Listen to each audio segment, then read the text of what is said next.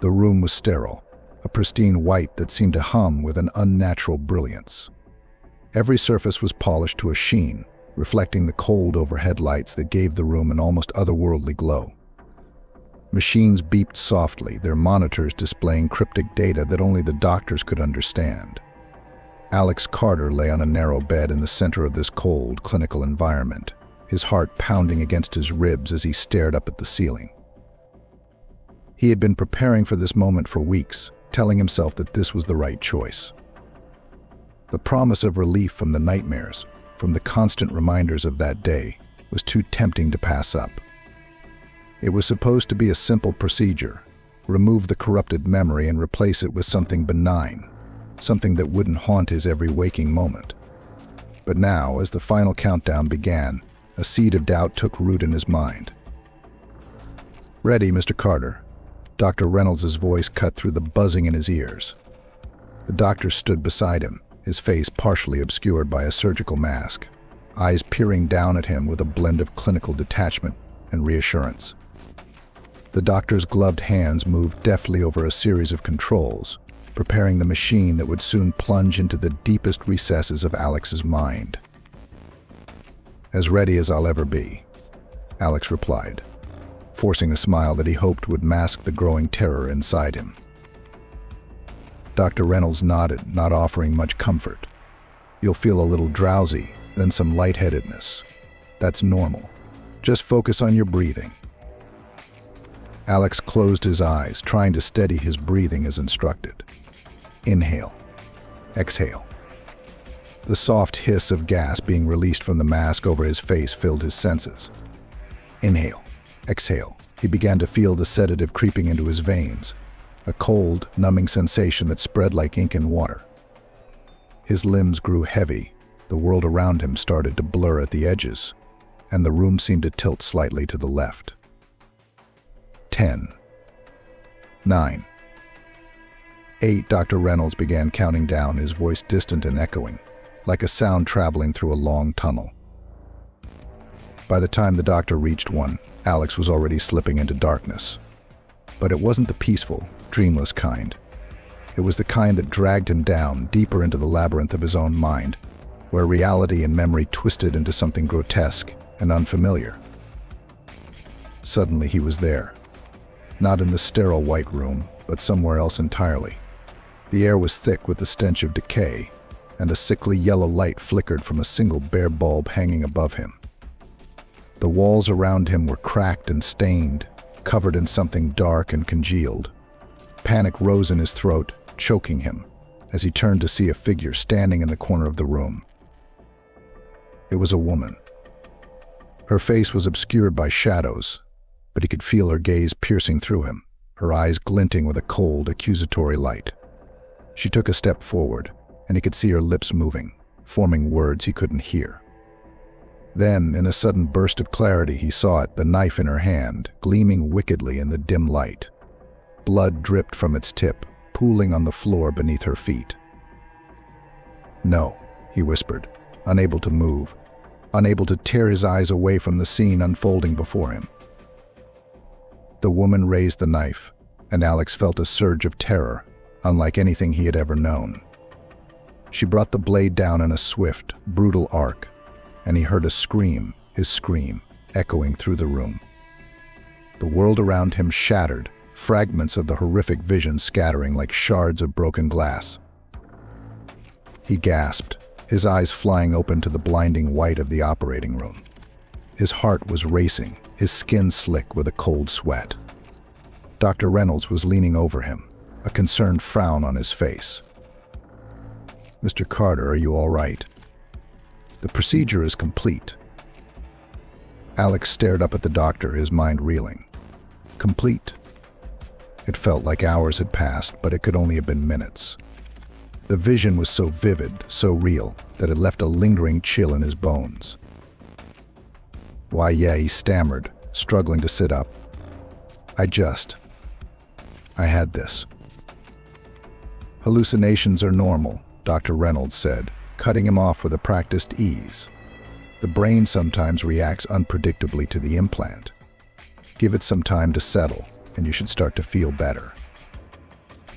Alex nodded numbly, but a seed of unease had already taken root. As he was helped to his feet, the vision replayed in his mind: the knife, the woman, the blood. A memory he was certain didn't belong to him. Or did it? As he left the clinic, the world around him seemed different, darker, as if something had shifted in the fabric of his reality. The vision clung to him, a shadow trailing at the edge of his consciousness. He couldn't shake the feeling that he had just glimpsed something he was never meant to see. Something that whispered of a hidden truth lurking in the dark corners of his mind. And that was just the beginning. The city outside was a blur of movement and color, yet it all seemed muted, as if viewed through a grimy pane of glass. Alex walked with his hands shoved deep into his jacket pockets, head down, as if hoping to hide from the world around him. The vision from the procedure replayed in his mind in a ceaseless loop. The woman's shadowed face, the glint of the knife, the pool of blood. No matter how hard he tried to dismiss it as a drug-induced hallucination, it clung to him like a stain that refused to wash away. As he entered his apartment, the sense of disorientation only grew. Everything was in its place, yet it all felt wrong, disconnected, like a set piece on a stage. He dropped his keys on the counter and stood in the middle of the room, staring blankly at the walls. The shadows seemed to stretch and twist, darkening the corners, and for a fleeting moment he thought he saw a figure standing there, watching him.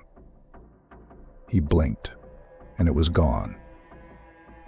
"Get a grip," he muttered to himself, shaking his head.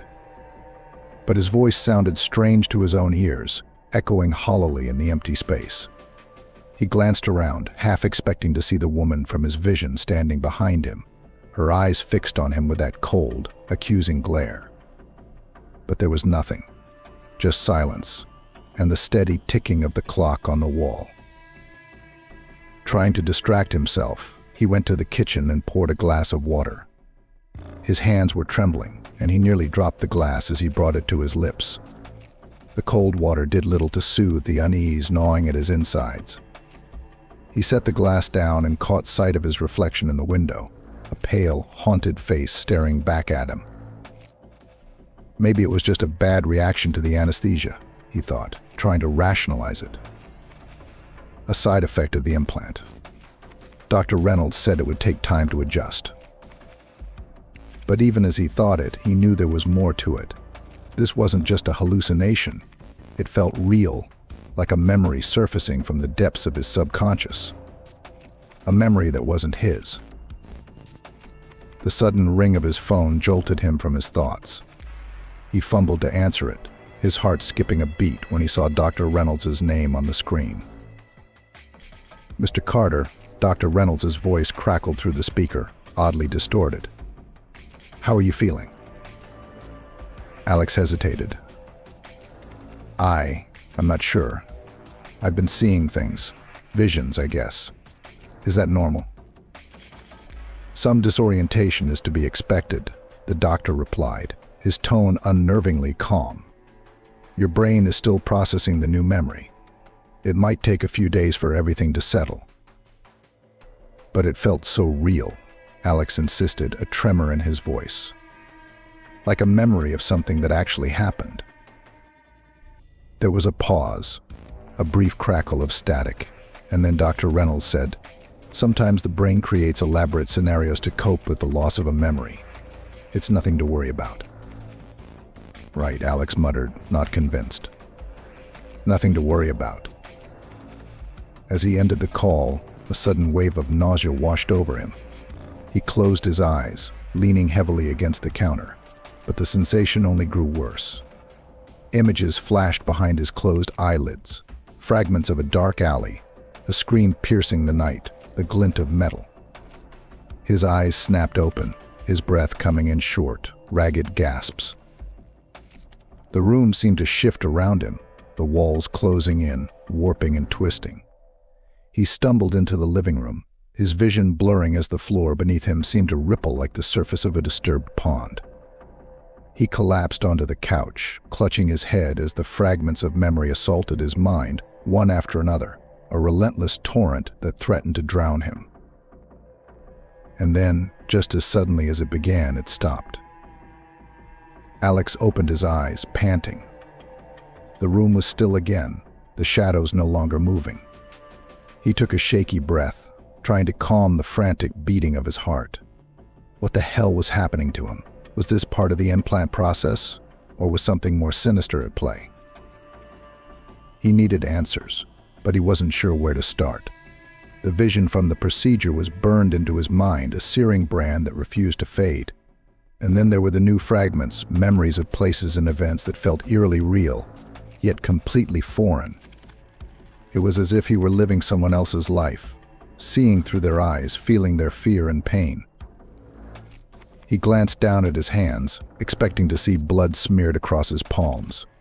But they were clean, trembling slightly but otherwise unmarked. He closed his eyes, trying to focus, to piece together the disjointed images that flitted through his mind. But every time he grasped at one, it slipped away, dissolving into shadows. A sudden chill ran down his spine and he shivered, wrapping his arms around himself. The apartment was cold, colder than it should have been. He glanced towards the window, but it was shut tight. And yet he felt a draft, a whisper of icy air that seemed to come from nowhere and everywhere at once. A soft rustling sound reached his ears and he froze. It was coming from the bedroom. His heart pounded as he got to his feet, moving slowly towards the hallway. The sound grew louder, a faint scratching, like nails on a chalkboard. He swallowed hard, his throat dry, every instinct screaming at him to turn back, to run. But something compelled him forward, a force beyond his control. He pushed open the bedroom door, his breath hitching as he stepped inside. The room was dark, the shadows deep and impenetrable. He reached for the light switch, but it wouldn't turn on. Panic surged through him, but he forced himself to stay calm, to listen. The scratching was coming from the closet.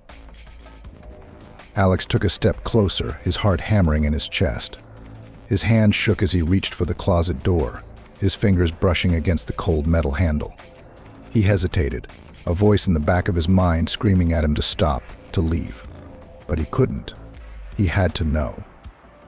With a sudden burst of courage, he yanked the door open. The closet was empty.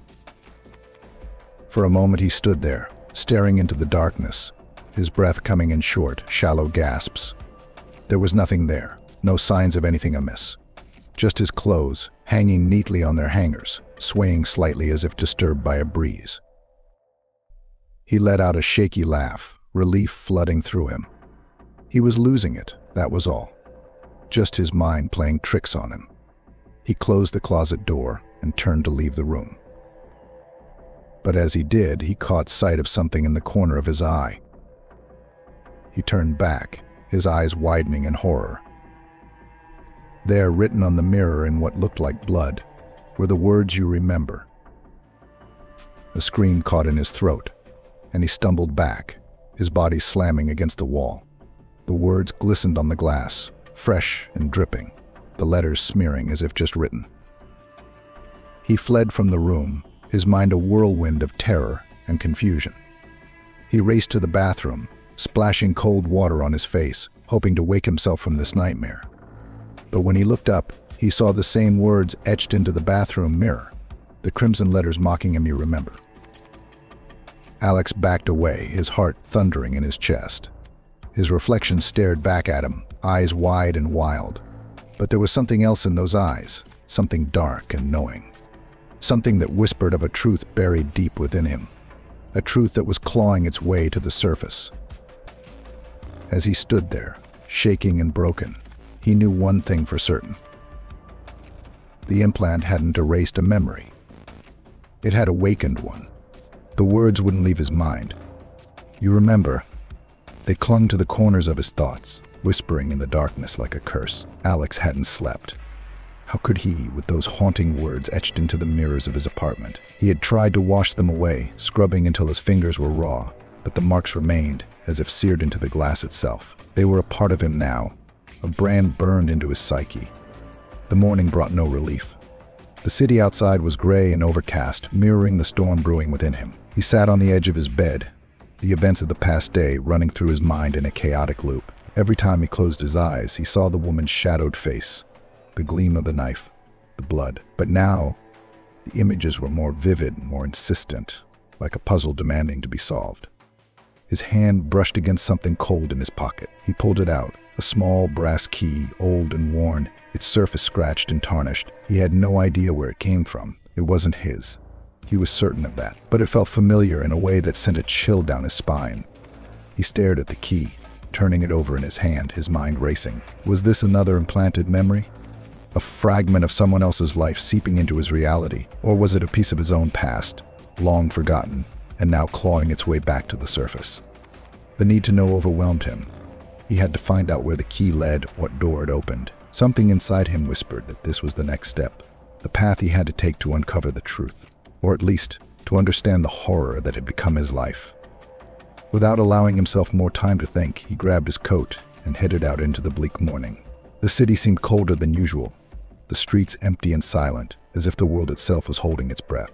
He walked quickly, his footsteps echoing in the stillness, the key gripped tightly in his hand like a talisman. The address was a mystery, something that had bubbled up from the depths of his memory, or someone else's. He didn't even know how he knew where to go, but his feet moved with a purpose that his conscious mind couldn't comprehend. They took him to the outskirts of the city, to a part of town that he had never visited, or at least had no recollection of visiting. The building stood before him, an old, decaying structure that loomed against the gray sky like a monument to forgotten horrors. Its windows were broken, the glass shards jutting out like jagged teeth. The door was heavy and weathered, the wood splintered and rotting. It was a place that seemed to exude malevolence, as if it were alive, breathing the decay of its past into the air around it. He hesitated on the threshold, the key in his hand growing colder, heavier. Every instinct screamed at him to turn back, to leave this place behind and forget, but he couldn't. The pull was too strong, the need to know too great. He inserted the key into the lock, feeling it fit perfectly, as if it had been made for this door. He turned it, and the lock clicked open with a sound that echoed in the silence like a gunshot. The door swung inward, revealing a darkness so thick it seemed almost tangible. Alex stepped inside, his breath catching in his throat as the air closed around him, musty and stale, filled with the scent of mold and something else, something metallic and sour. Blood, the memory of the woman's blood. He fumbled for his phone, turning on the flashlight. The beam cut through the darkness, illuminating the narrow hallway ahead. The walls were lined with peeling wallpaper, the once bright floral pattern now faded and yellowed with age. Cobwebs draped from the ceiling, and the floor creaked beneath his feet as he moved deeper into the building. Every step felt like a descent into madness. The deeper he went, the more the memories clawed at his mind, growing sharper, more insistent. He saw flashes of scenes that couldn't possibly be his dark alleys, the glint of a knife, the sound of a woman's scream. He shuddered, feeling the chill of those moments seep into his bones. The hallway ended at a door. It was different from the others, newer, as if it had been replaced recently. His heart pounded as he reached for the handle, his fingers trembling. He pushed it open and stepped inside. The room was small, almost claustrophobic. The air was thick, heavy with the smell of decay. His flashlight swept across the space, illuminating a stained mattress on the floor, a broken mirror leaning against the wall, and something else, a dark, sticky pool spreading across the floorboards. Blood. He recoiled, the sight of it sending a wave of nausea through him. He covered his mouth, forcing himself to look closer to see what else was there. A single shoe lay abandoned in the corner, its surface smeared with the same dark substance, and on the wall above the mattress, scrawled in the same crimson script as the words in his apartment, was a message. "Do you remember now?" Alex stumbled back, his mind spinning, the room tilting around him. This was real. It wasn't just a vision, a hallucination. It was real. But how? How could it be here, in this place he'd never been to, a place he shouldn't know?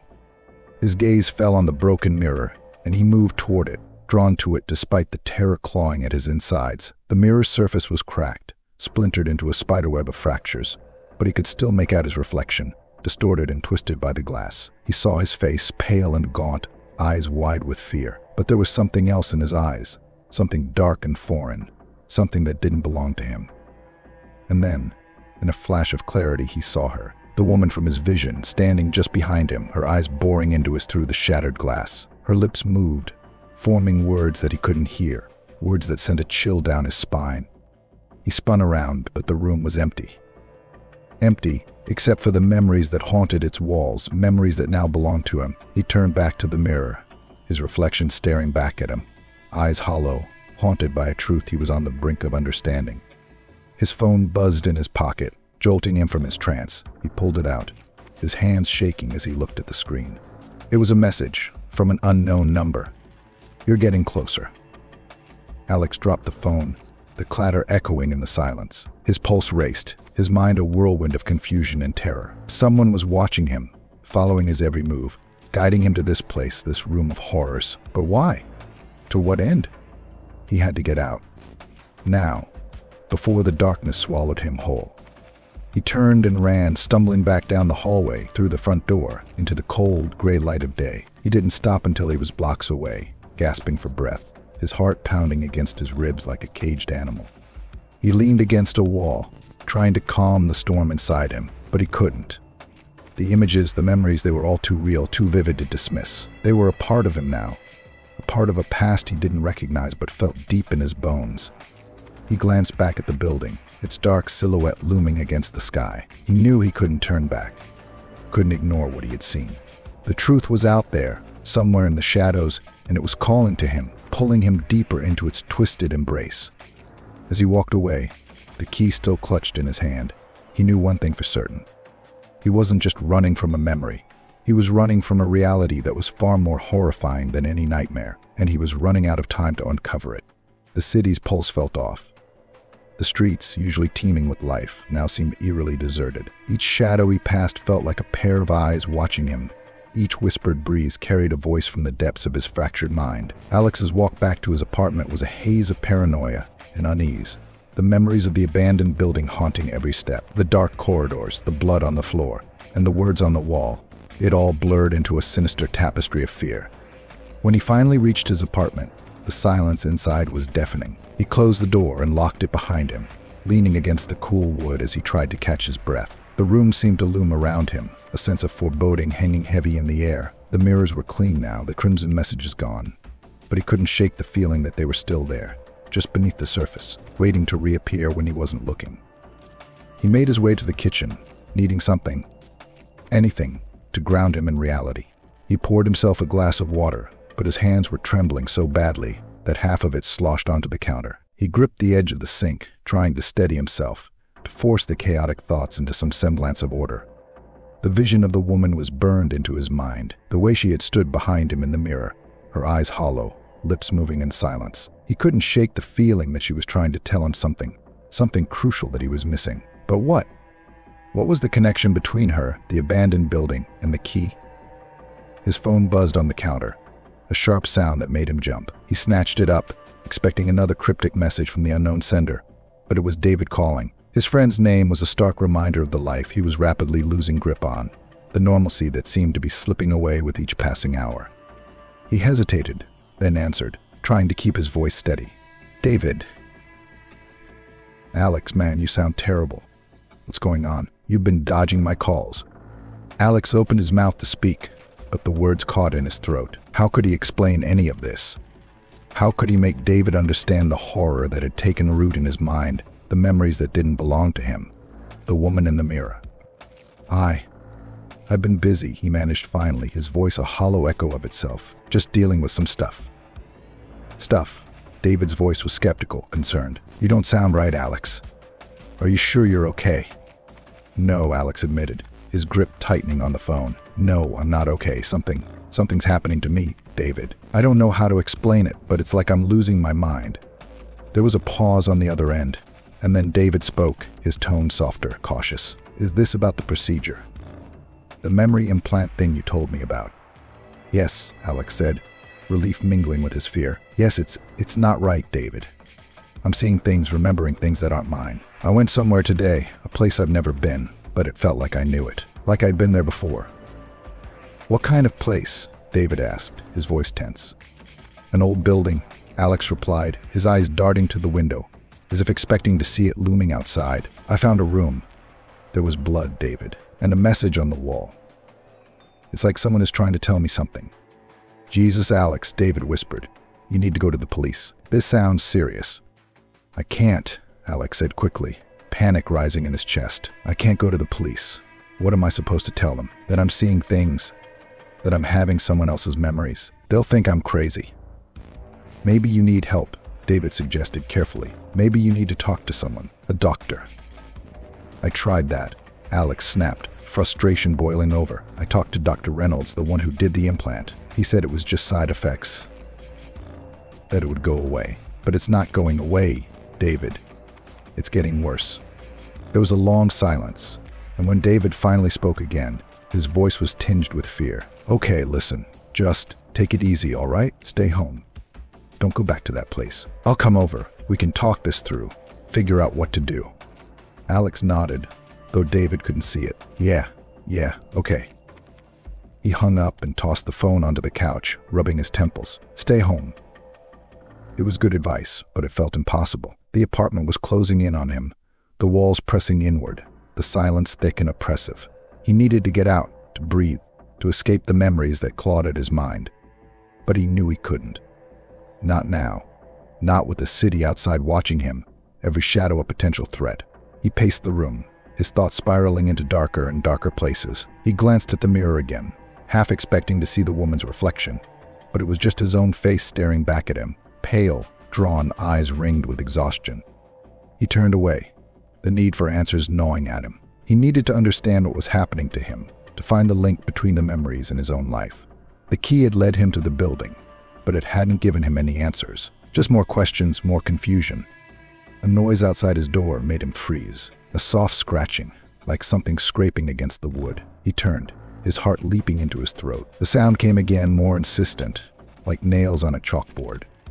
He moved to the door, every muscle in his body tense. He pressed his ear to the wood, listening. The scratching stopped, replaced by a low whisper, a voice so soft he could barely make out the words. Do you remember? Alex staggered back, his eyes wide. It was the same voice he'd heard in his dreams, the same words whispered in the dark corners of his mind, the same voice that had haunted him since the procedure. He grabbed the doorknob, yanking it open. The hallway was empty. The air outside was cold, a chill that seeped into his bones. He stepped out, looking up and down the corridor. But there was no one there, just the empty hall, the flickering lights casting long shadows on the walls. He closed the door and locked it, his hands trembling. The whispers echoed in his ears, the question that seemed to come from every direction at once. Do you remember? He turned back to the room, his eyes darting to the mirror once more. For a moment, he thought he saw movement in its depths, a flicker of shadow. He moved closer, his breath hitching as he peered into the glass. The room behind him was empty, but as he stared, the shadows seemed to shift, taking shape. He saw the outline of a figure, tall and thin, standing just out of sight, the woman. She raised her hand, pointing at him, her eyes glowing in the darkness. Alex spun around, but the room was empty. He turned back to the mirror, but the reflection was gone. Just his own face, pale and frightened, staring back at him. He stumbled away, his mind spinning. The figure, the voice, the memories, they were closing in on him, squeezing the life out of him. He felt like he was drowning in a sea of his own mind, the waters dark and filled with unseen horrors. He sank to the floor, clutching his head, trying to block out the whispers, the questions, the memories that weren't his. He was losing himself, losing his mind. And somewhere, deep inside, a part of him whispered back. Yes, I remember. Night fell heavy over the city, cloaking it in shadows that seemed to breathe, to whisper his name. Alex sat in his darkened apartment, every light extinguished, as if that could somehow protect him from the creeping dread that had taken root in his soul. The air was thick with the weight of his own thoughts, a fog of confusion and terror that pressed in from all sides. He couldn't stay here. He knew that now. Whatever was happening to him, whatever this thing was that had latched onto his mind, it was drawing him deeper into a place from which he feared he might never return. He had to move, had to get out of this suffocating tomb that his apartment had become. Throwing on his coat, he grabbed his keys and headed for the door, his movements hurried and clumsy. The hallway outside was silent, the shadows long and twisting in the dim light. He hesitated for a moment, listening, his heart pounding in his chest, before stepping out and closing the door behind him. As he made his way down the stairwell, every creak and groan of the old building seemed amplified, echoing in the cavernous space like the footsteps of something unseen, something following him. He quickened his pace, nearly tripping over the last few steps in his rush to reach the street. Outside, the air was crisp, the sky a murky black, devoid of stars. He took a deep breath, hoping the cold air would clear his head, but it only served to sharpen his fear, to make the reality of his situation all the more vivid. He looked up and down the street, expecting to see someone, or something, lurking in the shadows, but it was deserted. He started walking, his steps quick and uncertain, each one carrying him further from the safety of the known and deeper into the heart of the city's labyrinthine streets. He didn't know where he was going, he just needed to move, to escape the oppressive presence that seemed to cling to him like a shroud. The city had changed. He couldn't say how or why, but it felt different, darker. The buildings loomed over him like silent sentinels, their windows dark and empty, eyes watching his every move. The alleys seemed to stretch on forever, black voids that beckoned him to lose himself in their depths. He felt as though he were walking through a nightmare, one where the familiar had twisted into something grotesque and unknowable. He glanced over his shoulder, a cold shiver running down his spine. The street behind him was empty, but he couldn't shake the feeling that he was being watched, that someone was following him, just out of sight. He picked up his pace, his breath coming in short, sharp bursts, his eyes scanning every corner, every shadow for movement. And then he heard it. Footsteps. Soft, measured, echoing off the concrete. They weren't his own. His heart skipped a beat, and he broke into a run, his shoes slapping against the pavement in a frantic rhythm. The footsteps behind him quickened in response, a relentless pursuit that sent a jolt of terror through his veins. He darted down an alley, hoping to lose whoever, or whatever, was following him, but the footsteps only grew louder, closer. He glanced back, his vision swimming with fear, but the alley was empty. He could see no one, but the footsteps were there, pounding in his ears, in his chest. He turned a corner, skidding to a halt in front of a chain-link fence that blocked his path. Trapped. He whirled around, pressing his back against the cold metal, his eyes wide, scanning the darkness for any sign of movement. The footsteps stopped. The alley was silent, the air thick with tension. "Who's there?" he shouted, his voice echoing off the brick walls, the sound swallowed by the darkness. No answer.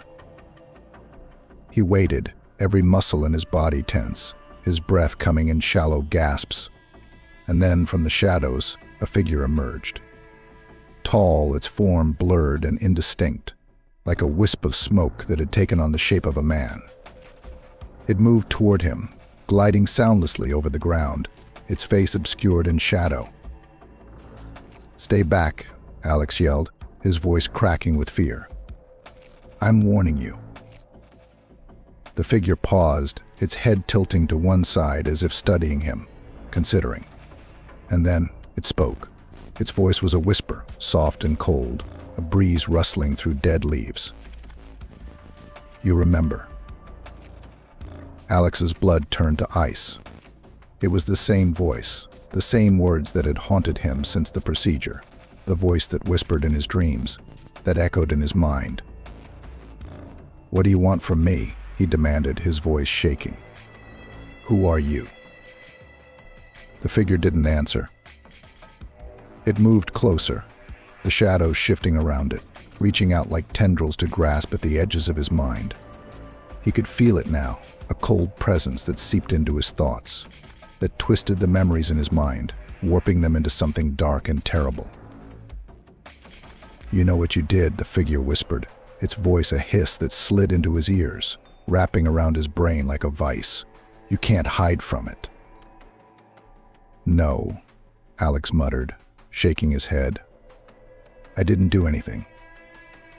This isn't my memory. It's not mine." The figure laughed, a low, hollow sound that reverberated in the pit of his stomach. "You can't escape the truth, Alex. It's inside you. You are the memory." Alex felt a scream building in his throat, but it died there, choked off by the fear that constricted his chest. The figure was right in front of him now, so close he could feel the cold emanating from it, feel it seeping into his skin, into his bones. He closed his eyes, bracing himself for the touch he knew was coming, the touch that would seal his fate. But it never came. He opened his eyes and the alley was empty.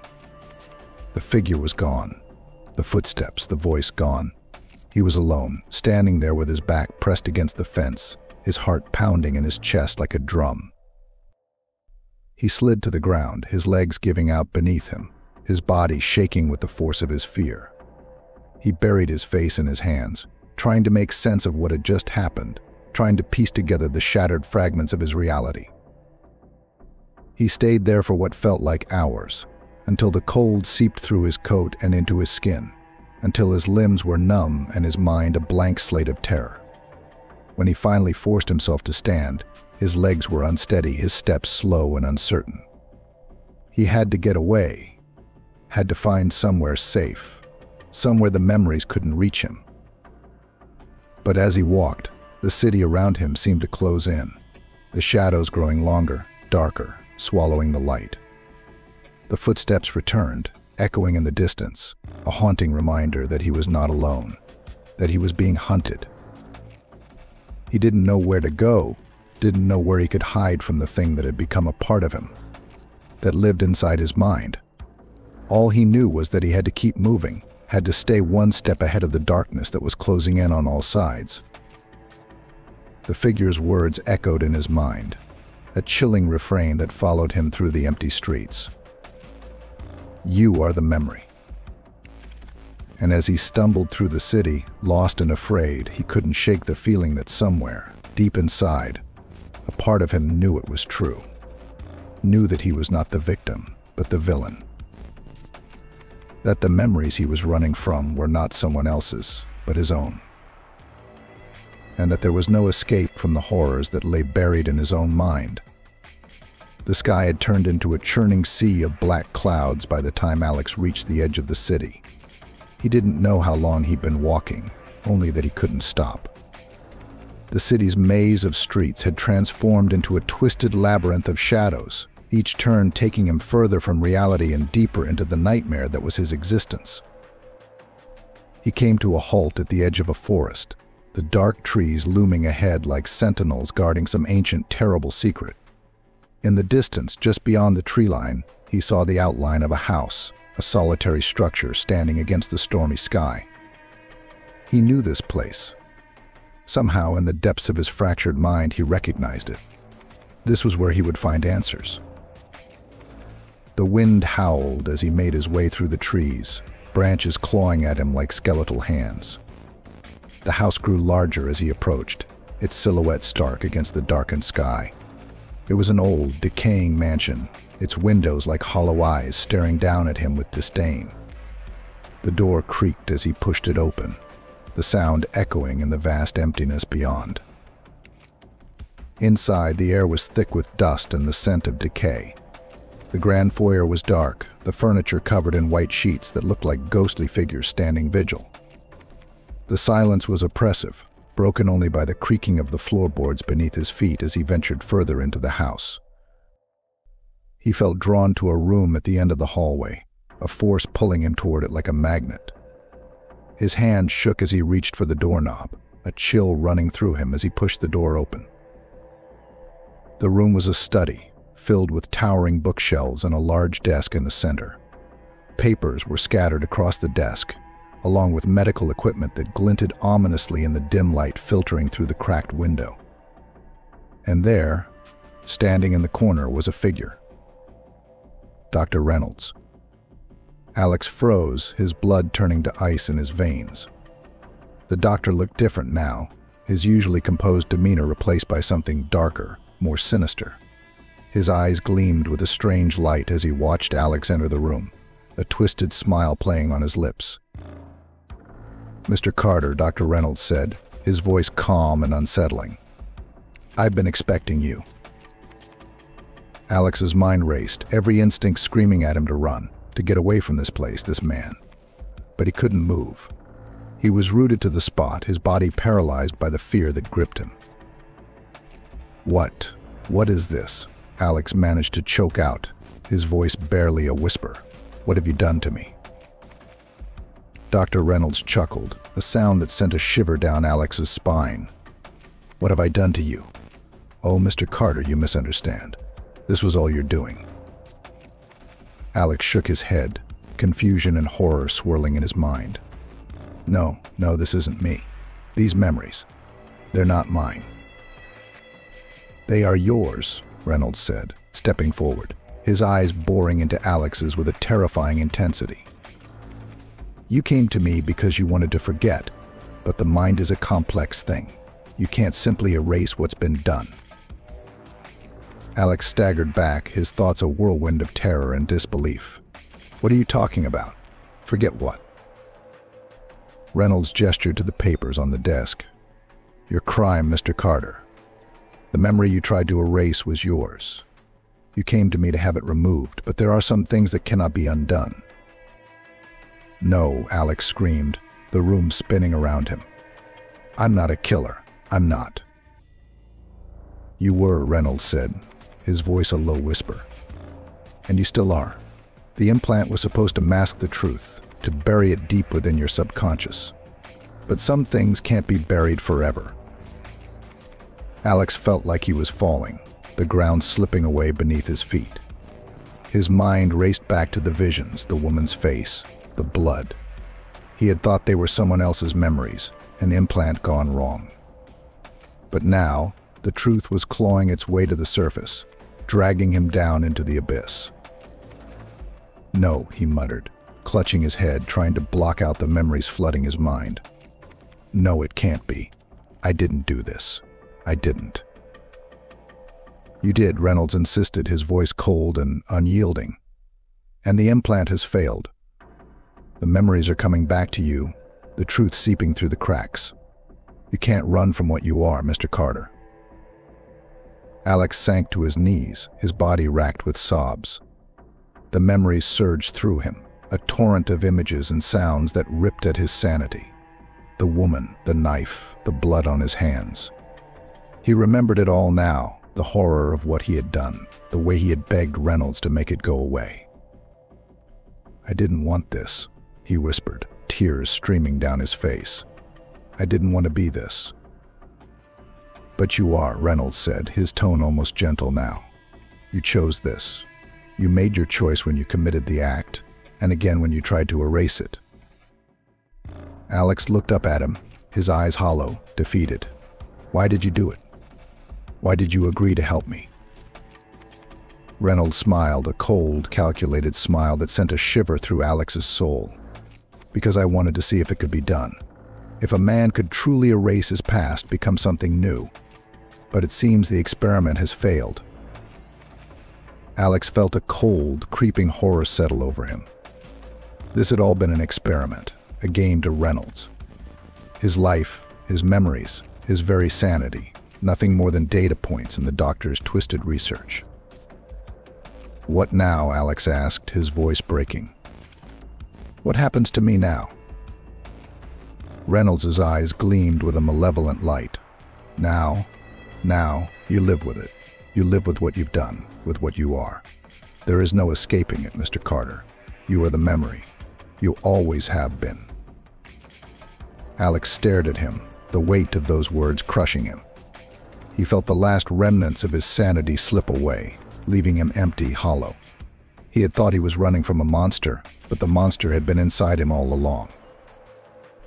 As he sat there on the cold floor of the darkened room, he realized the true horror of his situation. There was no escape, no redemption. He was trapped, not by the memories, but by himself, by the truth of what he was. And as the storm raged outside, the wind howling through the trees, Alex knew that he was alone. Alone with the darkness that had always been a part of him, waiting for the day it would come to light.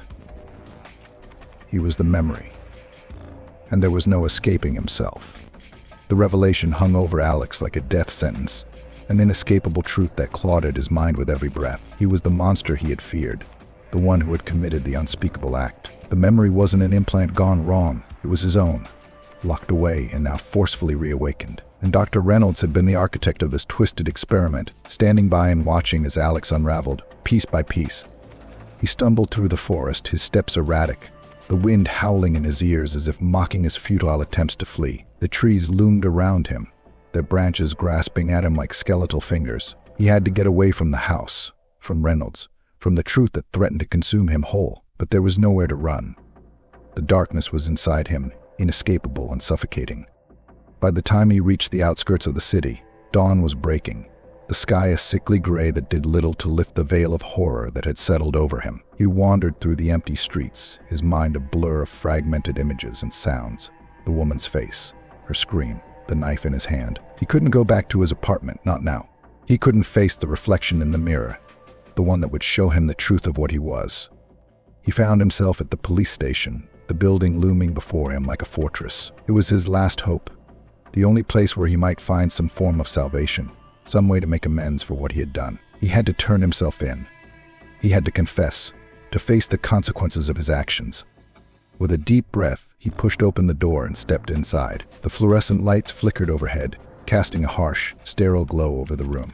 He approached the front desk, his heart pounding in his chest, his hands shaking.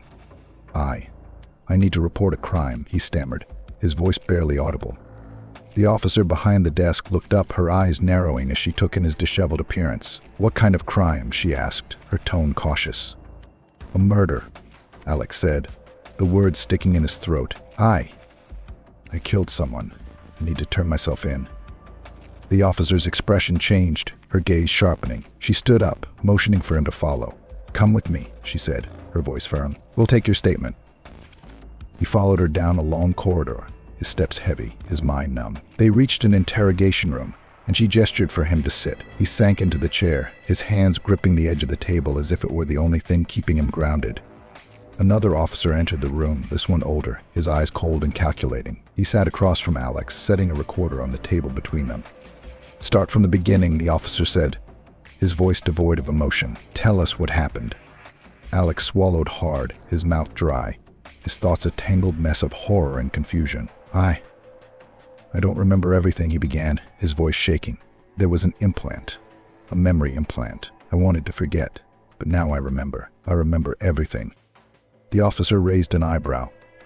"An implant? You had a memory altered?" "Yes," Alex said, nodding frantically. "Dr. Reynolds. He did it. He erased the memory, but it came back. It's all coming back now." The officer exchanged a glance with the woman who had brought Alex in, something unspoken passing between them. "Tell me about the murder," the officer said, his tone icy. "Who did you kill?" "A woman," Alex whispered, his voice cracking. "I don't know her name.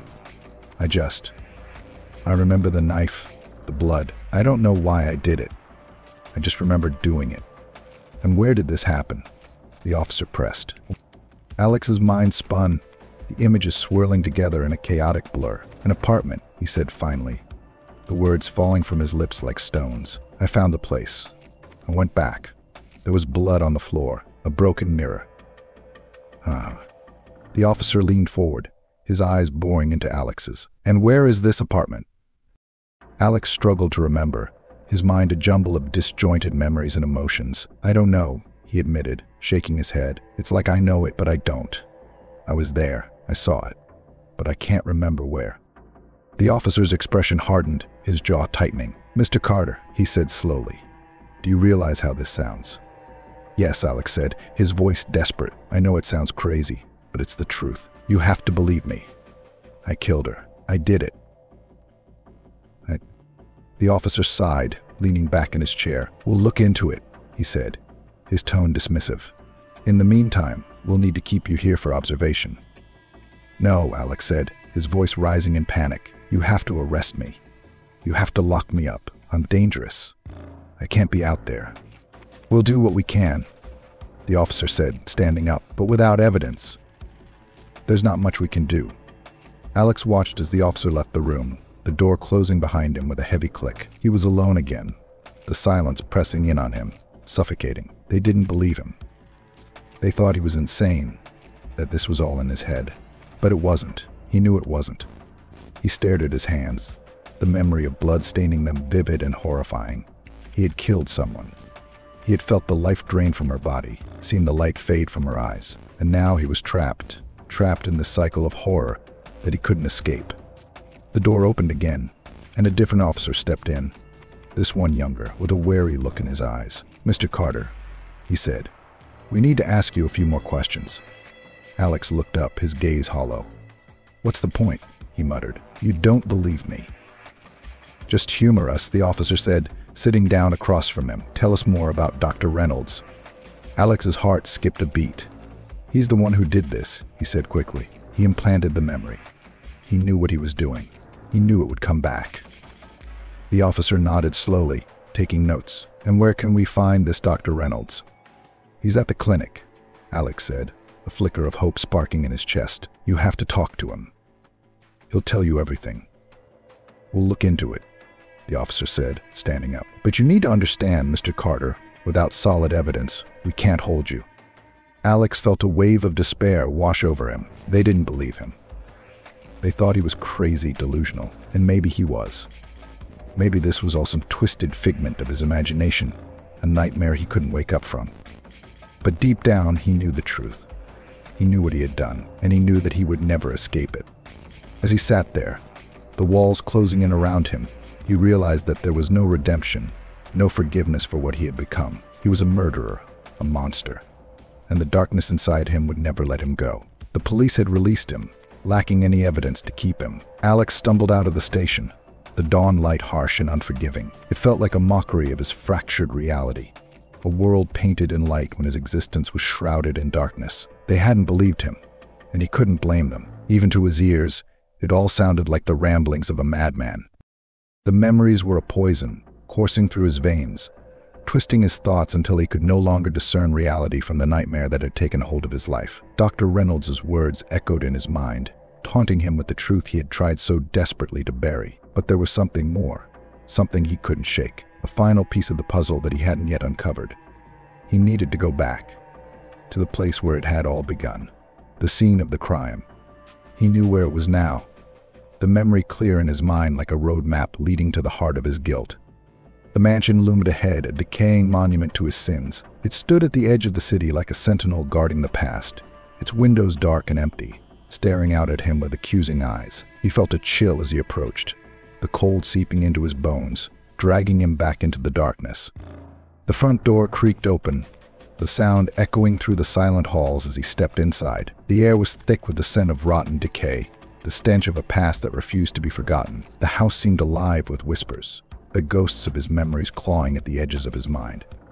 He made his way to the room where he had confronted Dr. Reynolds, the study where the truth had been laid bare. But when he opened the door, it was empty. The papers, the medical equipment, gone, as if they had never been there. The only thing that remained was the memory, burned into his mind like a brand. He turned away, his gaze drawn to the stairs leading to the basement. He had avoided it before, some instinct warning him away from whatever lay below. But now he had no choice. He had to go down to face the final truth that awaited him in the darkness. The stairs groaned under his weight as he descended, each step taking him deeper into the abyss. The air grew colder, the darkness thicker, wrapping around him like a shroud. He reached the bottom, his breath coming in short, ragged gasps, his hand trembling as he reached for the light switch.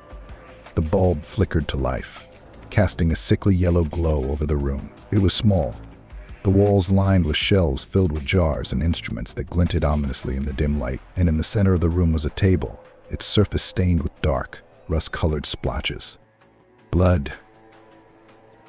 He moved closer, his heart pounding in his chest. The memories surged to the surface, the woman's face, her eyes wide with terror as she looked up at him. The knife in his hand, the feel of it as it cut through flesh, the warmth of the blood spilling over his fingers. He doubled over, retching, the taste of bile in his throat. He had done this. He had brought her here, to this room, to this table. He had taken her life with his own hands. But why? He forced himself to look, to confront the horror of what he had done. And then he saw it. A photograph, lying on the table amidst the instruments. He picked it up with trembling fingers, his eyes widening as he recognized the woman's face. It was the same woman from his visions, the one he had killed. But there was something else, something he hadn't remembered before. In the photo, she was standing next to Dr. Reynolds, their arms around each other, smiling at the camera. His mind reeled, the pieces falling into place with sickening clarity. She had known Reynolds. They had been close, lovers maybe, and he had killed her. But why? What had brought him to that point? He remembered the confrontation in the study, the way Reynolds had spoken to him, the cold detachment in his eyes, the experiment. It wasn't just about erasing memories, it was about control, about manipulating the mind, bending it to his will. Reynolds had used him. He had implanted the suggestion, the compulsion to kill. He had made Alex believe it was his own choice, his own crime, but it wasn't. It had all been part of Reynolds' twisted game, his experiment to see how far he could push the boundaries of the human mind. A wave of rage surged through Alex, burning away the fog of guilt and confusion. He had been a pawn, a puppet in Reynolds' hands, but now he knew the truth. And he would make Reynolds pay. He turned and fled the basement, the photograph clenched in his fist. He had to find Reynolds, to confront him one last time, to end this. The house seemed to close in around him as he made his way back to the main floor, the walls whispering his sins, the floorboards creaking under the weight of his guilt. But he ignored it, focused on one thing only, revenge. He burst through the front door, the cold air hitting him like a slap to the face. The city stretched out before him, a labyrinth of shadows and light. Somewhere in the heart of it, Reynolds was waiting, oblivious to the reckoning that was coming for him. Alex ran, his feet pounding against the pavement, his breath coming in sharp, ragged bursts. He knew where to find Reynolds. The clinic. It was always the clinic. The building loomed ahead, its sterile facade gleaming in the dawn light. He pushed through the doors, his mind a whirlwind of anger and betrayal. The receptionist looked up in surprise as he stormed past, but he ignored her, heading straight for Reynolds' office. He threw open the door, his eyes blazing with fury. Reynolds was there, sitting at his desk, his expression calm, almost expectant. "Mr. Carter," he said, his voice smooth, unperturbed. "I was wondering when you'd come." "You did this," Alex spat, throwing the photograph onto the desk. "You made me kill her." Reynolds glanced at the photo, his lips curling into a cold smile. "Ah, yes. I suppose you figured it out. Then." "Why?" Alex demanded, his voice breaking. "Why did you do it?" Reynolds leaned back in his chair, steepling his fingers. "Because I could. Because the human mind is a canvas, and I am the artist. I wanted to see if I could create a killer. If I could implant the suggestion so deeply that it would override everything else. And it seems I succeeded." "You're a monster," Alex whispered, his voice trembling with rage. "You used me. You made me into this." Reynolds' smile widened, his eyes gleaming with a cold, unfeeling light. "Did I? Or was it always there, lurking beneath the surface, waiting for the right moment to emerge?" Alex felt the ground shift beneath him, the weight of Reynolds' words pressing down on him. Was it true? Had he been a killer all along, a monster hiding behind a facade of normalcy? "No," he said, shaking his head. "You did this. You made me believe it was me." Reynolds stood, moving around the desk to stand before Alex, his gaze piercing. "Perhaps. But the fact remains you killed her. You took her life with your own hands, and nothing can change that." Alex staggered back, the truth of those words sinking in like a knife to the gut. He had killed her.